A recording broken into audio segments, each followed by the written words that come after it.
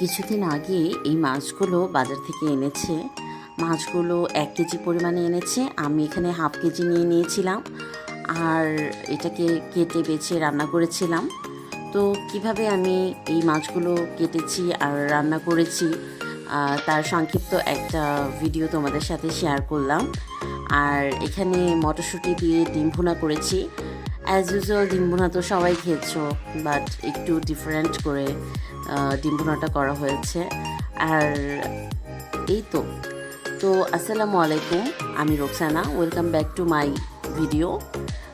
সবাই কেমন আছো? আশা করছি অনেক ভালো আছো। তো আজ চলে এসেছি একটা ব্লগ শেয়ার করার জন্য। এখানে আমি মাছ নিয়েছিলাম। এটাকে কি মাছ বলে? অ্যাকচুয়ালি এটাকে নাকি ভাটা মাছ বলে।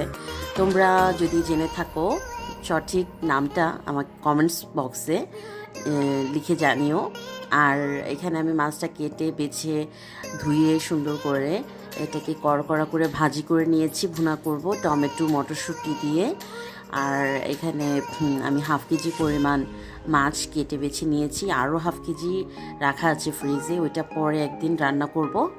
তো এটাকে এখন উল্টে পাল্টে টমেটোর সাথে সামান্য একটু ঝোল দিয়ে তারপরে 10 মিনিট রান্না করব। আর এখন উল্টে পাল্টে দিচ্ছি।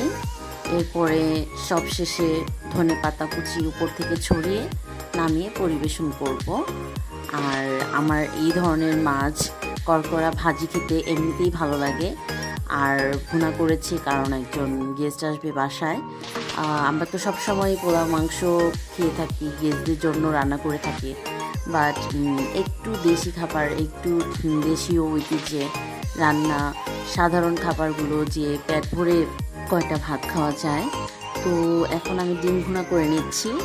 এখানে তার জন্য আমি 2টা ডিম ভুনা করে নিচ্ছি।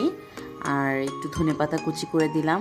আর মটরশুঁটি এখন দাম একটু কম মনে হচ্ছে বাজারে, তাও কয়দিন পাওয়া যায় কে জানে। মনে তো হচ্ছে প্রায় শেষের দিকে। মটরশুঁটি আমি কিছুদিন আগের থেকেই দেখলাম বাজারে উঠেছে, এই 2 সপ্তাহ ধরে দেখছি। বাট এখন তো শীত প্রায় শেষের দিকে, এখন আর মটরশুঁটি গিয়ে পাওয়া যাবে কিনা জানি না। তবে আমার ইচ্ছা আছে যে একটু বেশি করে কিনে বেছে রেখে দিব। এই তো আমার ডিম ভুনার ফাইনাল লুক। তো কেমন লেগেছে কমেন্টস করে জানিও। আর আমার তো এভাবে ডিম ভুনা খেতে অনেক বেশি ভালো লাগে। তো এই পর্যন্তই, সবাই ভালো থেকো আর আমার জন্য বেশি বেশি করে দোয়া করো। আল্লাহ হাফেজ।